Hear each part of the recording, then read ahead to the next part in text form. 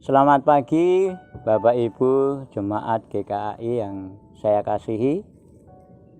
Sungguh kita bersyukur kepada Tuhan sampai saat ini kita boleh merasakan berkat pertolongan kasih karunia yang Tuhan sudah berikan kepada kita. Bahkan kita sudah diberikan kekuatan kesehatan yang sangat amat luar biasa. Namun persoalan demi persoalan demi persoalan di dalam setiap kehidupan kita itu masih tetap menyertai kita. Baik itu persoalan mengenai perekonomian kita, persoalan mengenai anak-anak kita, persoalan melalui atau mengenai kehidupan kita. Dan persoalan-persoalan itu selalu ada di dalam setiap hidup kita. Namun ketika kita boleh merasakan dan begitu kita boleh memanfaatkan bahwa kita mempunyai Allah yang begitu luar biasa, Allah yang senantiasa siap sedia untuk menolong ketika kita datang di hadapan Tuhan. Oleh karena itu, sebelum kita akan bersama-sama membaca sebagian dari sabda firman Tuhan, marilah Bapak Ibu dan Saudaraku yang dikasihi oleh Tuhan, jemaat GKAI benar yang dikasihi oleh Tuhan, kita akan bersama-sama berdoa, memohon pertolongan Tuhan, hikmat yang daripada Tuhan, sehingga firman Tuhan pada saat ini memberikan satu kekuatan dalam hidup kita. Mari kita akan berdoa. Tuhan Yesus, kami bersyukur pada saat pagi hari ini, kami boleh bersama-sama duduk di hadirat Tuhan, untuk kami boleh membaca, merenungkan, dan kami diberkati oleh sebagian dari sabda firman Tuhan yang akan kami dengar, yang akan kami baca. Kiranya Engkau membuka hati dan pikiran kami, sehingga firman-Mu tidak akan sia-sia kami dengar. Firman-Mu tidak akan sia-sia kami lakukan di dalam setiap hidup kami. Kami percaya bahwa Allah ada di dalam setiap kehidupan kami. Dalam nama Tuhan Yesus kami bersyukur dan berdoa. Amin.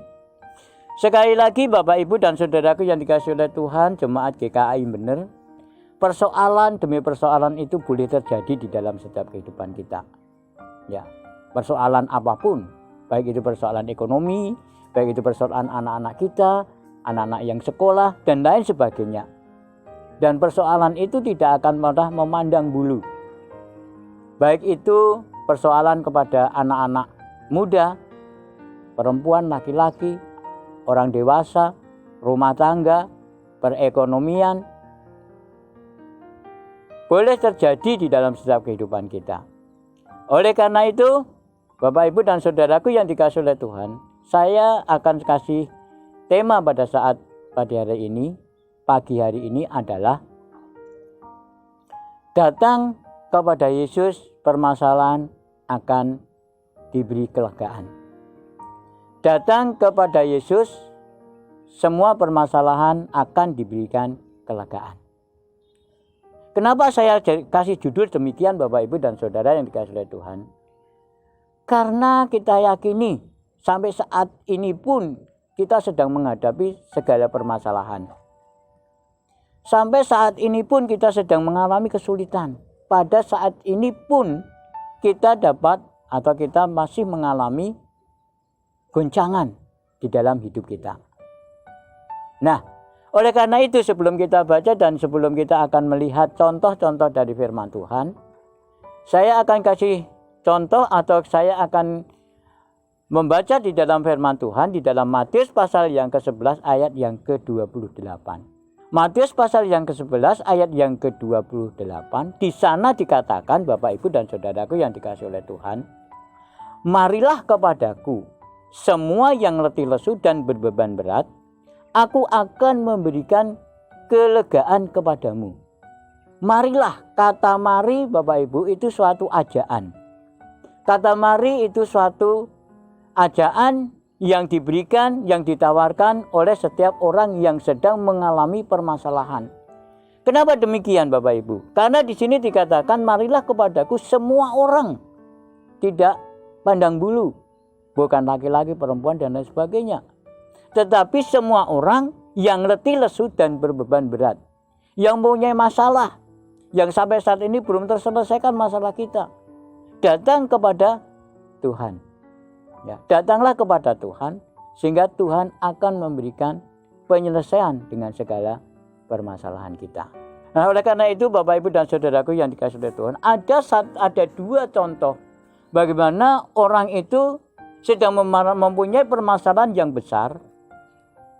Mereka sudah berusaha untuk menyelesaikan masalahnya sendiri bersama dengan orang-orang yang terdekat maupun orang-orang yang jauh. Tetapi tetap masalah itu tetap ada di dalam setiap hidup mereka. Oleh karena itu mari kita akan lihat contoh apa yang ada di dalam Markus pasal yang kelima. Ayat yang ke-21. Sampai selesai nanti kita akan baca bersama-sama. Ya. Mari saya ajak Bapak Ibu dan Saudara Jemaat GKI Bener, saya ajak kita akan bersama-sama membaca di dalam Markus pasal yang kelima ayat yang ke-21 sampai selesai. Di sini diberikan judul Yesus membangkitkan anak Yairus dan menyembuhkan seorang perempuan yang sakit pendarahan. Mari kita akan baca bersama-sama. Kalau di sini dikatakan di dalam firman Tuhan, Yesus membangkitkan anak Yairus dan menyembuhkan seorang perempuan yang sakit pendarahan. Itu temanya di dalam firman Tuhan. Namun, saya akan berikan satu judul atau satu tema, yaitu mari datang kepada Yesus. Dia akan memberikan kelegaan di dalam setiap permasalahan kita. Baik Bapak Ibu, mari kita akan baca bersama-sama Markus pasal yang kelima ayat yang ke-21 sampai seterusnya. Demikian firman Tuhan. Sesudah Yesus menyeberang lagi dengan perahu, orang banyak berbondong-bondong datang lalu mengerumuni dia, sedang ia berada di tepi danau. Datanglah seorang kepala rumah ibadat yang bernama Yairus. Ketika ia melihat Yesus, tersungkurlah ia di depan kakinya dan memohon dengan sangat kepadanya, "Anakku perempuan sedang sakit, hampir mati. Datanglah kiranya dan letakkanlah tanganmu atasnya, supaya ia selamat dan tetap hidup." Lalu pergilah Yesus dengan orang itu. Orang banyak berbondong-bondong mengikuti dia dan berdesak-desakan di dekatnya.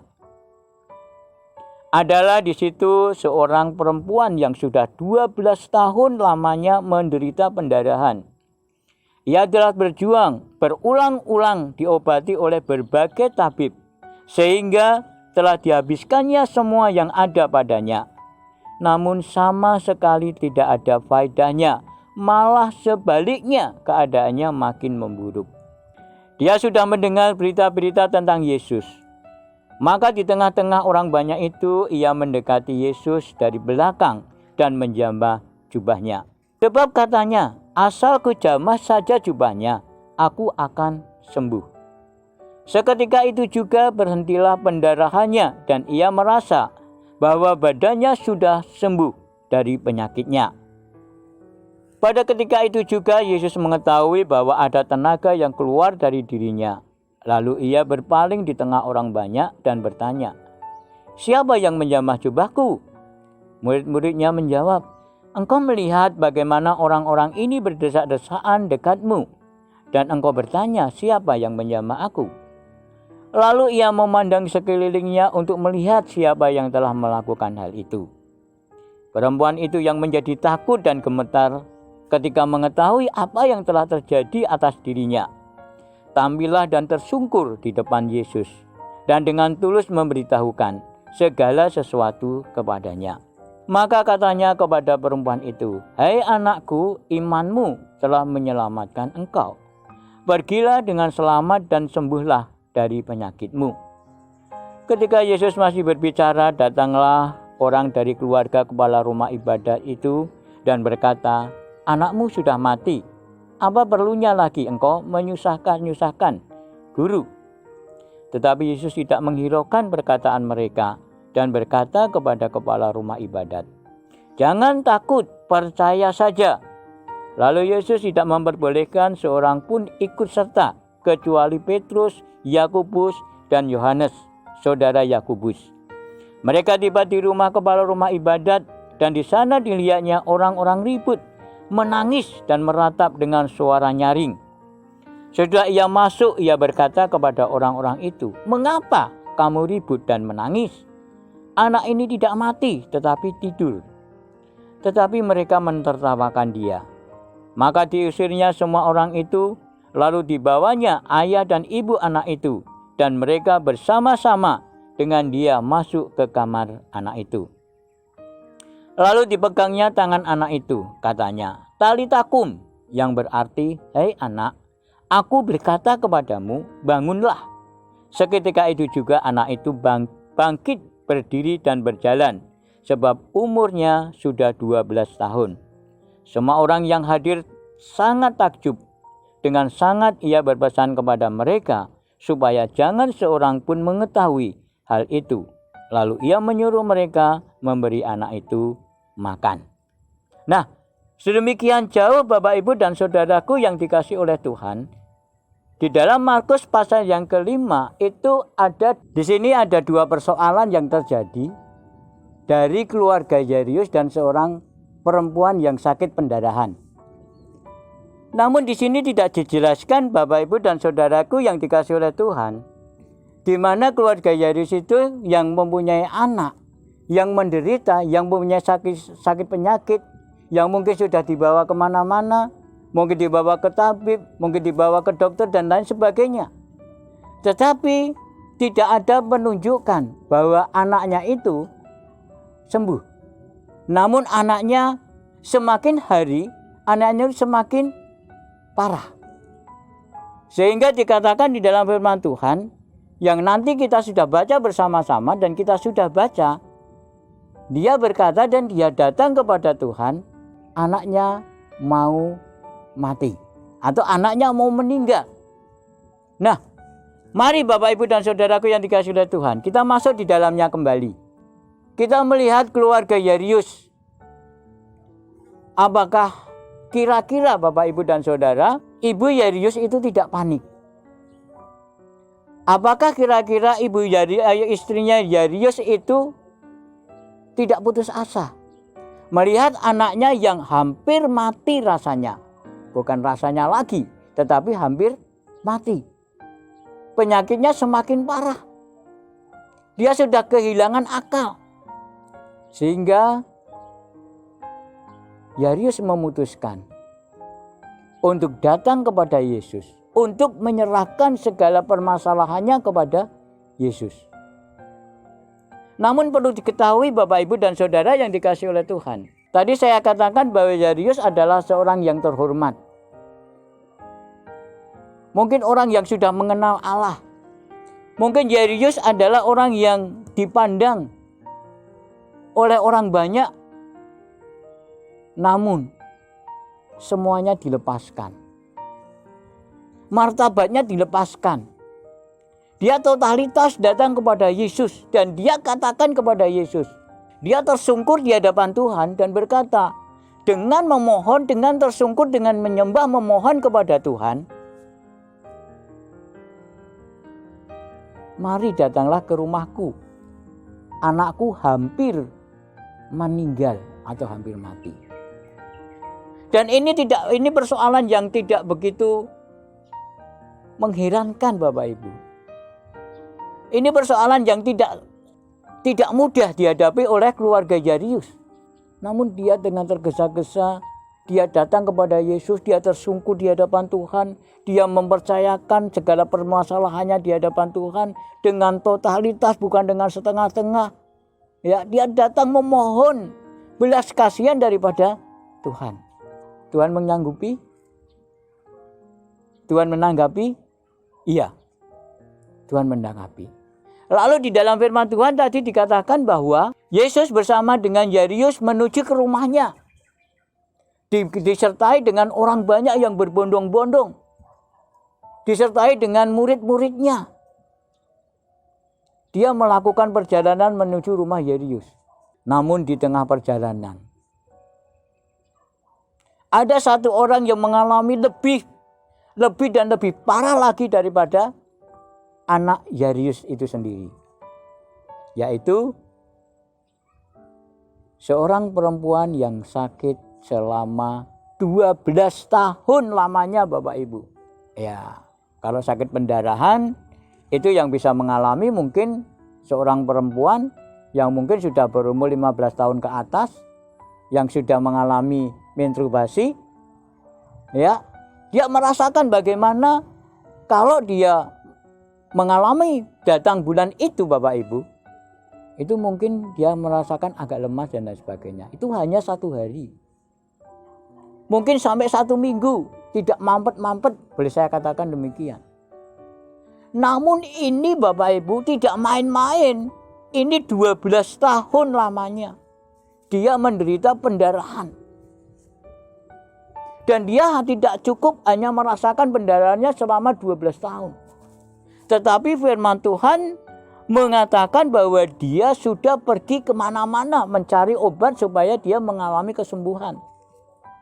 Di sini dikatakan sudah berbagai macam tabib dijalani atau diampiri atau didatangi. Mungkin dengan bayaran-bayaran yang begitu besar. Sehingga dikatakan semua harta bendanya, semua ekonominya itu habis semuanya. Tidak tersisa. Namun penyakitnya bukan malah sembuh, tetapi penyakitnya malah semakin parah. Semakin memburuk. Nah, ini persoalan Bapak Ibu. Ini persoalan yang terjadi dari seorang perempuan yang sakit pendarahan selama 12 tahun. Coba Bapak Ibu dan Saudara yang dikasihi oleh Tuhan, kita akan renungkan bersama-sama.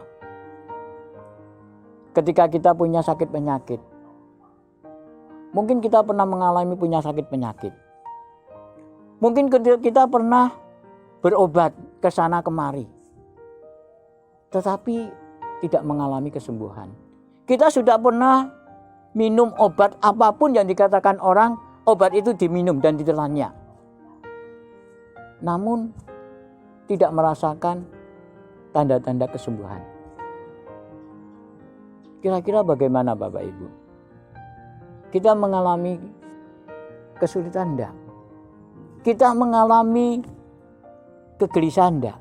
Pastilah kita akan mengalami kegelisahan.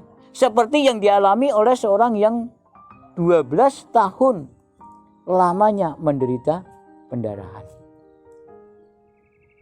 Ini persoalan yang tidak gampang Bapak Ibu. Tetapi ini persoalan yang rumit. Persoalan hidup atau mati yang dialami oleh perempuan yang sudah sakit pendarahan selama 12 tahun. Dengan segala keputusasaannya, dia melakukan. Dia melihat. Dia melangkahkan kaki menghampiri Tuhan. Karena dia meyakini kabar yang sudah tersiar di seluruh tanah pada saat itu, di seluruh perjalanan pelayanan Tuhan Yesus. Tetapi dia belum pernah merasakan bagaimana Tuhan Yesus memberikan kelegaan dalam hidupnya. Maka dengan totalitas hidupnya, dia menghampiri Tuhan. Tetapi menghampiri Tuhan dengan diam-diam. Tetapi dengan penuh keyakinan bahwa dia akan mengalami kesembuhan. Oleh karena itu, mari Bapak Ibu yang saudara yang dikasihi oleh Tuhan.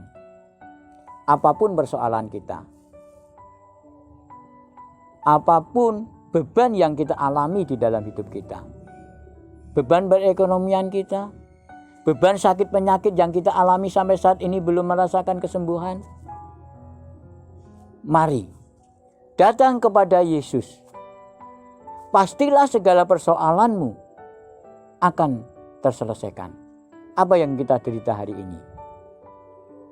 Apa yang kita rasakan hari ini? Dan seorang perempuan ini merasakan ketika dia menjamah jubah Tuhan Yesus dengan keyakinan penuh bahwa dia akan mengalami kesembuhan. Dan itu terjadi. Badannya mulai ringan. Penyembuhan mulai datang di dalam dirinya. Dan ketika Tuhan Yesus merasakan ada kuasa yang keluar dari dalam tubuhnya, dia merasa ketakutan. Dia datang kepada Yesus. Dia mengakui apa yang ia berbuat. Dengan keyakinan yang sangat amat, mengatakan asalku jamah jubahnya, aku menjadi sembuh. Nah, Bapak Ibu dan saudaraku yang dikasihi oleh Tuhan, persoalan perempuan itu sudah terselesaikan. Perempuan yang sakit 12 tahun itu sudah mengalami kesembuhan. Lalu bagaimana dengan anak Yairus? Apakah Yairus juga tidak mengalami kesulitan itu juga? Harap-harap cemas itu terjadi pada Yairus. Ketika dia berjalan bersama-sama dengan Tuhan, bersama-sama dengan muridnya, bersama-sama dengan orang banyak. Dengan perjalanan itu, akhirnya dia sampai di rumah Yairus. Dan apa yang terjadi di sana sudah sangat ribut sekali. Dan dikatakan di sana bahwa anaknya Yairus itu sudah meninggal. Sampai orang suruhannya datang kepada Yairus, kenapa kamu menyusahkan guru, anakmu itu sudah meninggal. Sia-sia kamu datang kepada Tuhan, mengajak Tuhan masuk ke dalam rumahmu, ini sudah meninggal. Namun Tuhan tidak pernah menghiraukan omongan itu. Lalu dia terus berjalan sampai akhirnya di rumah. Dan benar Bapak Ibu dan Saudara yang dikasihi oleh Tuhan, sudah ratap tangis itu sudah didengar. Bahkan Tuhan katakan anakmu itu tidak meninggal, anakmu itu tidur. Mereka mentertawakan, seolah-olah mengejek Tuhan, seolah-olah tidak percaya bahwa Tuhan itu sanggup untuk melakukan segala perkara. Oleh karena itu, mari kita akan lihat bersama-sama. Mari kita baca di dalam Markus pasal yang kelima ayat yang ke-35. Ketika Yesus masih berbicara, datanglah orang dari keluarga kepala rumah ibadat itu dan berkata, anakmu sudah mati. Apa perlunya lagi engkau menyusahkan guru? Tetapi Yesus tidak menghiraukan perkataan mereka dan berkata kepada kepala rumah ibadat, jangan takut, percaya saja. Lalu Yesus tidak memperbolehkan seorang pun ikut serta, kecuali Petrus, Yakobus, dan Yohanes, saudara Yakobus. Mereka tiba di rumah kepala rumah ibadat dan di sana dilihatnya orang-orang ribut, menangis dan meratap dengan suara nyaring. Sudah ia masuk, ia berkata kepada orang-orang itu, mengapa kamu ribut dan menangis? Anak ini tidak mati, tetapi tidur. Tetapi mereka menertawakan dia. Maka diusirnya semua orang itu, lalu dibawanya ayah dan ibu anak itu, dan mereka yang bersama-sama dengan dia masuk ke kamar anak itu. Lalu dipegangnya tangan anak itu, katanya, Talita kumi, yang berarti, hai anak, aku berkata kepadamu, bangunlah. Seketika itu juga anak itu bangkit. Karena anak itu berumur 12 tahun. Nah, bukti nyata. Kedua persoalan itu terselesaikan ketika dia masuk dan datang kepada Tuhan. Dia menyerahkan segala permasalahannya di hadapan Tuhan. Tuhan menyelesaikan semua permasalahan yang ada di dalam hidup mereka. Dan kalau kita lebih dalam lagi melihat bahwa terjadi dua mujizat di dalam setiap hidup mereka. Persoalan Yairus sudah terselesaikan. Persoalan orang yang sakit pendarahan 12 tahun sudah terselesaikan. Oleh karena itu, mari Bapak Ibu jemaat Tuhan, jemaat GKI benar, apapun permasalahan kita, datang kepada Tuhan. Apapun persoalan kita, datang kepada Tuhan. Ya, persoalan ekonomi, persoalan sakit penyakit, persoalan rumah tangga, persoalan apapun yang terjadi dalam hidup kita, datang kepada Tuhan Yesus, menyerahkan diri secara totalitas di hadapan Tuhan, tersungkur di hadapan Tuhan, akan mengalami kelegaan. Kita tadi sudah baca di dalam Matius pasal yang ke-11 ayat 28. Marilah kepadaku semua orang, tidak terkecuali. Datang kepada Yesus. segala permasalahan itu terjadi, segala permasalahan itu terselesaikan ketika kita datang kepada Tuhan. Bukan datang kepada yang lain, bukan datang kepada si Mbah A, bukan datang kepada pohon yang besar, tetapi datanglah kepada Yesus. Pastilah persoalanmu akan terselesaikan. Sekali lagi, Bapak, Ibu, dan Saudara yang dikasihi oleh Tuhan, mari datang kepada Yesus. Apapun permasalahan kita hari ini. Pasti saya percaya bahwa hari ini Bapak Ibu punya permasalahan. Bapak Ibu punya beban. Saya tidak tahu beban apa yang kita alami, yang Bapak Ibu alami, yang jemaat Tuhan alami di GKI Bener ini. Namun kita percaya bahwa Yesus Tuhan kita sanggup.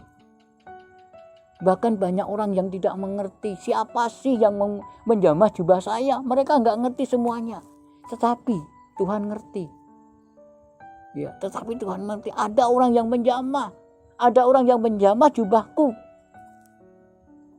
Petrus katakan banyak orang Tuhan. Ya, kita nggak ngerti, semua berdesak-desaan. Ya, tetapi Tuhan tetap mengerti. Dan Tuhan tetap mengerti persoalan kita. Dan Tuhan tetap mengerti beban yang kita tanggung di dalam hidup kita. Oke, Tuhan Yesus memberkati kita sekalian.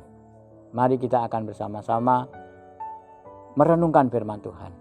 Mari kita akan bersama-sama datang di hadapan Tuhan.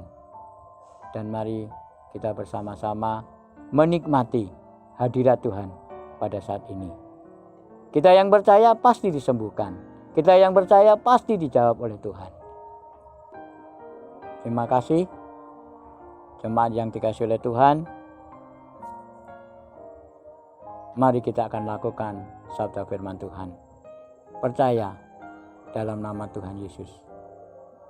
Pasti akan mengalami kesembuhan, pasti mengalami kebebasan di dalam setiap permasalahan kita. Amin. Mari kita akan bersama-sama berdoa. Kita menghadap Tuhan sekali lagi. Kita mengucap syukur atas apa yang sudah kita lakukan hari ini. Kita sudah mendengar sebagian dari sabda firman Tuhan. Mari kita akan berdoa. Tuhan Yesus, kami mengucap syukur pada pagi hari ini. Kami boleh bersama-sama mendengar sebagian dari sabda firman-Mu. Engkau yang senantiasa menolong kami, Engkau yang senantiasa memberkati kami, memberikan kekuatan kesehatan buat kami. Biarlah firman-Mu berkuasa di dalam setiap kehidupan kami, sehingga kami boleh menjalankan firman Allah di dalam setiap kehidupan kami. Engkau adalah jawaban di dalam setiap kehidupan kami. Engkau adalah Tuhan yang senantiasa menyelesaikan segala persoalan yang ada dalam setiap kehidupan kami. Terima kasih Bapa, kami berdoa untuk bangsa dan negara kami. Kami percaya Tuhan senantiasa memberikan pertolongan bagi pemimpin-pemimpin bangsa dan negara kami. Bapak Presiden Jokowi dengan wakilnya Bapak, kiranya Tuhan akan memberikan hikmat-Mu, kekuatan kesehatan, sehingga beliau boleh menyelesaikan segala persoalan yang ada di bangsa ini. Kiranya Tuhan memberkati juga untuk para wakil-wakil rakyat. Kiranya Tuhan akan tolong, Tuhan memberkati mereka. Tuhan memberkati para keamanan Bapak, baik udara, laut, yang darat. Kiranya Tuhan akan memberkatinya. Tuhan akan memberkati ketua RT, RW, sampai ke kedudukan yang paling bawah, yaitu sampai ke hansip sekalipun. Tuhan, kiranya Tuhan akan menolong memberkati mereka. Kami percaya Engkau senantiasa menolong dan memberkati bangsa dan negara kami. Kami berharap kepadamu dan kami tidak akan pernah kecewa. Terima kasih Tuhan. Kami berdoa untuk jemaat GKI Bener khususnya. Apapun persoalan mereka, apapun permasalahan mereka, ketika mereka boleh datang di hadapan Tuhan, kiranya Allah sendiri yang senantiasa menolong, memberkati Tuhan. Sehingga jemaat GKI Bener boleh semakin hari semakin setia, semakin hari semakin dibangun oleh firman Allah di dalam setiap kehidupan mereka. Terima kasih Bapa, berkati usaha pekerjaan mereka, berkati anak-anak sekolah mereka, berkati keuangan ekonomi mereka, sehingga mereka boleh senantiasa memuji dan membesarkan nama Tuhan. Kami menyerahkan untuk 1 minggu ke depan ke dalam tangan kuasa-Mu.